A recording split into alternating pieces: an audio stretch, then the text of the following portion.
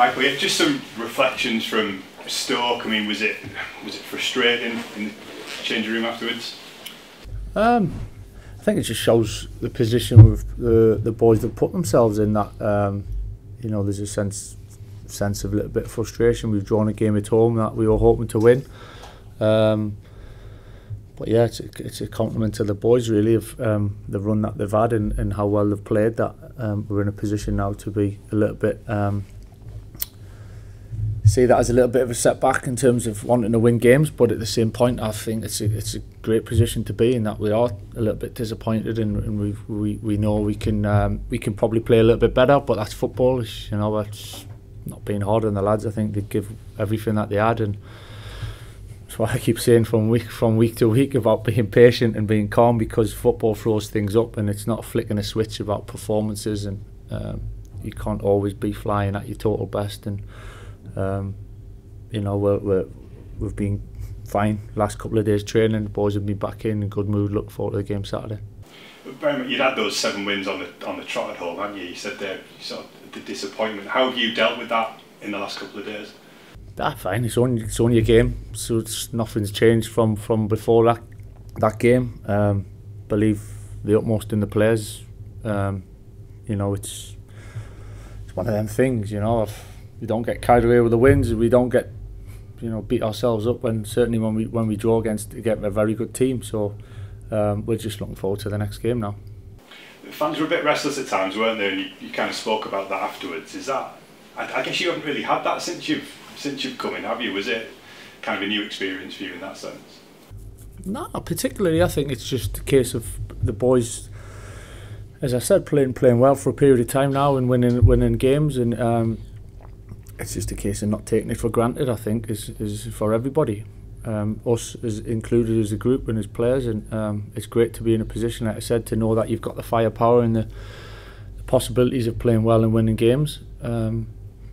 But at the same point, there's 2 teams, and it's not as straightforward as that. So we just need to be calm about it. It's no drama. There's a lot of games to play between now and the end of the season, and we'll take one as it comes. I suspect there'll be a few more twists and turns maybe in the last 9 games. Did you watch Sunderland, Sheffield United last night? No, I didn't watch any football last night, to be honest. I think we done our work on Preston yesterday during the day and prepared for that. So that's all we kind of can control. So that's all we're bothered about, really. And just thoughts ahead of that Preston game? Yeah, good team. Obviously takes it back to the first one when it all started. Time flies.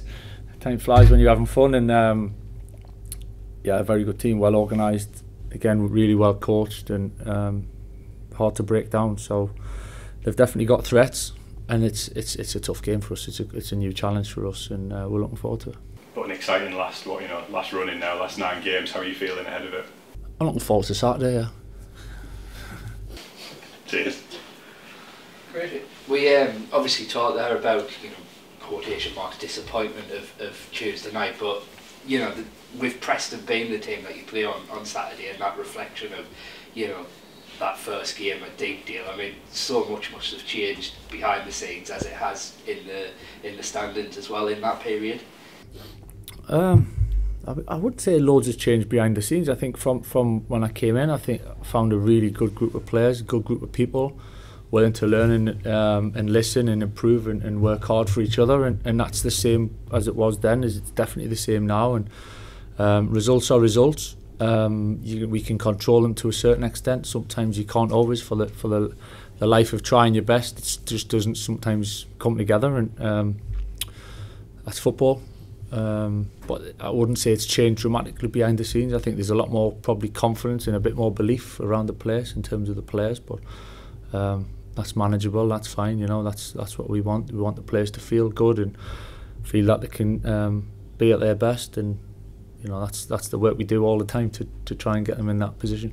Yeah, and of course, you know, you mentioned belief being a big thing that's probably changed in that period. I mean, it is so easy to forget, isn't it, that late kind of heartbreak, a deep deal at the time. The club were in a, you know, position it didn't want to be in at that point, so to be where they are now, you know, it is a big pat on the back to everybody involved, yourself and all the players. Yeah, so far, as I keep saying, there's been a lot of good work from the players and around the club on the training ground. I guess, yeah, in terms of league position, the boys have come a long way. Performances have improved as we've gone, and results have been pretty good in general. But again, you know, it's on the ups and the downs. It's we never got carried away when we were winning games, and we've drawn a game, so it's not a big deal. It's no drama, you know. We'll carry on doing what we're believing in, what we're trying to get the best out of the players, and looking forward to what's ahead of us, and it's the next game Saturday. Yeah, and bearing in mind, you know, your history of the game and everything you achieved, would it be fair to say that, you know, it's not a case yet of, you know, look at what we've done, it's been brilliant. While it is a good time to reflect, it's also, there's 9 games to go, and, you know, I'm sure you've that mentality is to go and achieve as much as you can in those games. That's definitely not a time for reflection. I think it is in terms of learning short term, you know, game to game, of what we can do better, and as a team. But it's definitely not reflection, and let's all pat ourselves on the back because we've had a good run for a few months. I think it's very dangerous to do that. It didn't really get you anywhere. And as I've said all along, it's about what's next, and striving for more. And the boys have been terrific at that. And you know, I expect them to be from now till tomorrow to the next game, and keep pushing and see where that takes us. Yeah, just something a bit different. I wanted to ask you about the obviously the coaching team, and obviously with this being your first job, it was, you know, a coaching team kind of, it wasn't your coaching team, if you like, you were put together with it being your first job. I mean, how have you found the dynamics of working with Woody and then Aaron coming in a bit later as well? How's that going?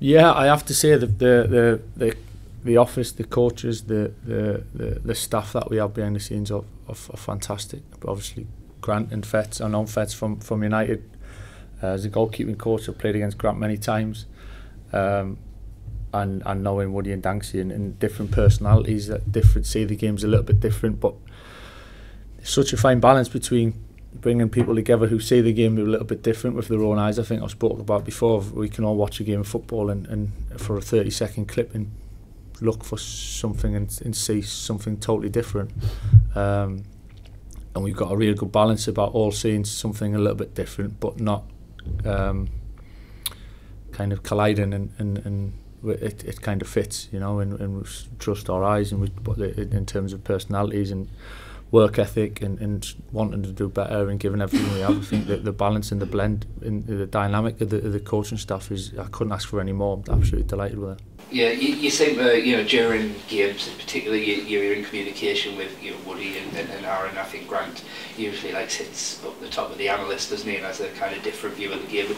So you seems like you really do, you know, trust their opinions and what they think. Oh yeah, 100%. Yeah, I 100% trust them. I can't do it. I understand, like, it's not for me to do everything myself, and I got big belief in them and big trust in them. So when they say something and suggest something, which I want them to do, I don't want them to just agree and go along with it, because it's pointless them being there for that. And I think, as I said, going back to it, they see the game differently. They see the game in a good way, and have different ideas. And I really trust that from all of them. So it's we're open, you know. We share the load. We're very open with each other, and I think we want to become better as well in our roles. So we're constantly, as well as the players and pushing the players, we're kind of pushing each other to be better and testing each other all the time, which is great. Yeah. Just a final thing from me, obviously Sonny played the last couple of games. Pharrell early on in your time here made his debut, and we've seen over that period, you know, other youngsters come in and doing bits of training with the first team. And, yeah, how do you work that out? Is it kind of like you know, every now and then you'll have particular under-21s coming up to train with the first team? Is it done on a merit basis? How do you kind of figure that out? Yeah, I'd say pretty much every day. There's you know, not every but you know, more often than not, we've got younger players coming up with us to train with us, whether it's depending on what games they've got, whether it's at 21s, whether it's some of the 18s, for experience, a little bit of experience, and a little bit to look at them closer and see how they fit in with the group. It's a big change jumping up with the first team, and such a strong first team group in terms of training wise, how they train as well. That it's a good test for the younger boys to come up and you never know until they come up and in and around that group of something really kicks on, and they kind of catch you by surprise, and you think, oh, you know, he's done better than I thought. Others it's a little bit testing, and then you have to almost go away and come back again and learn from it. And big part of for me is bringing bring younger players on and trying to develop them and giving them a chance, and we're all for that. Unfortunately, we can't give every single player every chance, but it's great to see Sonny involved. He's trained really well with us over a period of time now, and he's deserved his chance. You know, then it's a case of balancing it, and he's getting enough game time and playing for the 21s and training with us, and then when the opportunity comes again. But at the moment he's doing fantastically well, and hopefully there's more boys that'll get chances in the near future as well. Yeah, presumably important to have that pathway. You know, you speak about giving Sonny that opportunity, and obviously, you know, it's all well and good having them training, but you know, for want of a better word, it doesn't look as much of a gimmick like doing that when the actual opportunity did present itself when it was earned. Yeah, trust me, it's not a gimmick. I think it's what we want to do. It's what we, you know, the academy, they can spend all that money and all that time and effort, and the coaches and all the backroom staff of the academy and all the players for a reason, you know, because we want to try and get as many up in and around and playing for the first team as possible, and I'm fully with that, fully behind that, and it's up to us to try and help them develop and pick the right time to give the boys opportunities, and kind of have a look and give them a chance in different ways. And sometimes that's training, sometimes it might be 5 minutes on a pitch and to see how they react and how they deal with it, because until you're actually on that pitch and there's a bit on the game or you're in that situation, you know, sometimes you don't really know how they're going to cope with it, and so that, for me, that's really interesting to see. Just back to that Preston game, it being your first game. It seems ridiculous to kind of talk about relegation battle now when you look at the table, but when you looked at the table then, did you know, even though you lost that game, did you know that afternoon that you were going to be fine? Didn't really look at it like that, to be honest with you. I think I just came in, and as soon as I seen the group training, that's the way they went about it and the quality that they had, I never came in thinking about relegation battle or promotion battle or mid-table battle. I just came in thinking, right, how can we get the best out of the group? How can we improve? Genuinely, that was it. And with the game, yeah, we had a bit of a setback and towards the end of the game, and didn't get the result we wanted. But even then, it didn't really dampen us or kind of knock us in some ways. I think it was almost a positive start, and seeing enough there to think, oh yeah, we can work together and try and achieve something, and that's never really changed, to be honest. Even when we've kind of moved up the league and we've had some good results and find ourselves in a good position, it's the same ideas really of trying to become better and pushing each other on from time to time. So it's not a case of where we were, where I was trying to get to with the group. It was just let's try and improve. So there won't have been a moment when kind of yourself sat with your coaching staff, you looked at the table or after a win and thought, you know what, we might have a chance of getting in the top 6 or even the top 2 this season? I wouldn't say there was a moment, no. Generally I think we've just taken it step by step. We've been pragmatic in our planning and our preparation of training, and who needs what and how can we get the best out of them, and just pushing for that next game, you know, and just taking it in small steps. When you think you've cracked it, trust me, you haven't cracked it. I'm well aware of that. So that goes back to what we were saying before about, you know, we've had a good run, and doesn't mean with a finished article and everything's going to be rosy. You know, it's what happens next is important. When Lee mentioned about maybe a bit of restlessness in the crowd in the second half on Tuesday, and you said afterwards it was a learning curve to kind of stick with the approach. I can't remember what game it was, but recently you talked about the fans showing their understanding of the game and they're stuck with you. Have they got a part to play in the running? Because there's going to be games like Tuesday, Saturday's probably going to be another one, isn't it, where they come and make it difficult. I suppose they've got a big part to play, both ways, you know, and it's big as, in some ways, as big as us and the group and the players, because I think it's the atmosphere and the energy that's created. It goes two ways, you know, you feed off it and thrive off it, and if we're playing well and scoring goals, they thrive off it and they enjoy it, and it's just that understanding of, you know, the boys are trying. Sometimes it'll come off, sometimes it won't come off, but we're trying the things when they do come off look great, and the boys are doing, they're getting pats on the back, so we keep trying it even if it's not really click in top gear at that point in time. You know, we've got a plan and we stick to it. We've got principles that we stick to, and we'll take it, and we believe over time we'll improve and we'll have more success in them small details than we would if we tried something else, because that's what we believe in. That's the group of players, and most of our good players come pretty much consistent playing a certain way, and so we stick with that.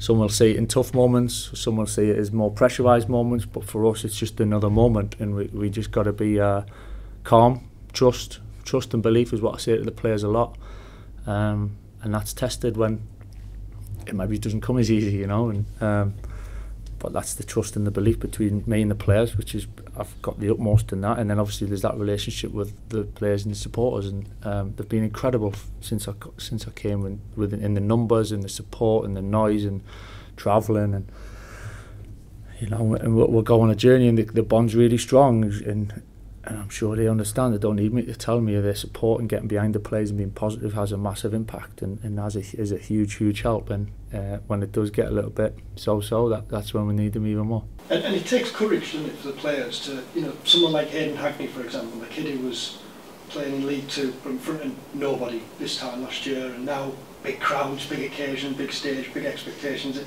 takes courage, doesn't it, to stick to the plan and keep playing. Brilliant, isn't it? When you see it, it's brilliant. I think I love seeing it. I think that sets you up as a player, you know, to be able to say, right, this is me, this is what I do, and irrespective of what other people might see as a dangerous situation or pressure, you know, that's what I do, and believe in it, and especially the younger players have gone and trusting what they do and do what they're good at, and I love to see that. It's easy to do when it's going well and it comes easy. It's a lot easier to do it then. It's when, you know, when it's a little bit tougher, because you're playing against a tough opponent, and you tested that a little bit more. Can you still do it? And I love seeing the boys take on that challenge. They've done it ever so well, and they'll continue to trying to do that, and I'll back them 100%. Can I just ask you about Rodrigo? Obviously, he hasn't been involved much. Is he fit, and is he still around? Is he still? Yeah, of course. Yeah. He's a big part of the group. He's training every day. He's getting fitter. He obviously had a setback for a few weeks. And he's getting fitter and he's getting sharper. So yeah, for sure. And you know, that's what I say about the squad. You can be out the squad and you can kind of feel like you're not close, but then at some point you're gonna play a part, and it could be the biggest of parts. You just don't know. So I have to say the group again been terrific, Rodrigo included, in terms of training and staying positive and supporting the boys that are playing and being ready for that chance. What does Rodrigo need to do to get back in, to earn himself a chance? I don't think it's as easy as just saying a certain player. This is not Rodrigo. I'm just talking about general players. He needs to do that to get the chance. It's not that. It's just timing's a lot. The lads that've got the shirt in terms of playing well and of being in the team, then, you know, timing of that, of who's available, who's fit, who's playing well, who's not. We need to tweak things in terms of fitness, freshness. There's all sorts of things come into it. It's just the responsibility of each player to keep training, keep giving everything you can, and being ready and sharp for that moment when it comes. Matthew Hobby's up on loan in Scotland. What's the feedback there? How's that going for him? And the same with Josh. Obviously, he hasn't played as much. Yeah, funny one with Hibs in terms of games, that they've had a kind of period of time where they've missed a chunk when they only had one game in 3 or 4 weeks, I think. So. But for me, all that as a younger player, all them experiences are vital. You know, if it's not just playing games and playing well, it's the whole new environment, new people, different ways of football, different learning styles, different styles of football, and you know, playing in some big games up there, and it's terrific for him. So yeah, he's doing well. We obviously keep track of him, as we do all the players, and it's. I really enjoy seeing them go and develop and learn and then come back and then see where they're at when they come back, and hopefully they've improved a lot. And Josh, how's that going? Because he hasn't played as much. No, but that's part of the experience, and again, it doesn't mean it's a bad time. You know, you take from it, and for me, I was when I was a younger player, and you have success when it comes, and everyone tells you, oh, you're fantastic, you're doing brilliant, and then. At some point you might come out the team, and it's the whole experience, and it's the whole learning curve, and they're the moments when you look back and I think you've learned the most about yourself. And Josh will be fine, you know. He's as I said, he's had a good season, a really good season, and it's a really good experience for him. So he'll take all that in, and he'll learn, and he'll come back a better player. Just last one from me. I was at Sunderland last night, and Paul Heckingbottom was saying afterwards that he was glad, he wasn't having a dig, but he said he was glad you dropped points on Tuesday night. All his players watched it, and they were glad too. That's kind of the complete opposite to the approach. You know, you didn't watch it last night. You've stressed this calm approach throughout, and that's the approach you say your players are taking. Two completely different approaches. There's not a right or wrong. There's not a right or wrong. I think it's just what suits the individuals, teams, whatever. I've no problem with that. We do what we do, and we're happy with it, and we trust it, and you know, we'll see what works itself out in the end.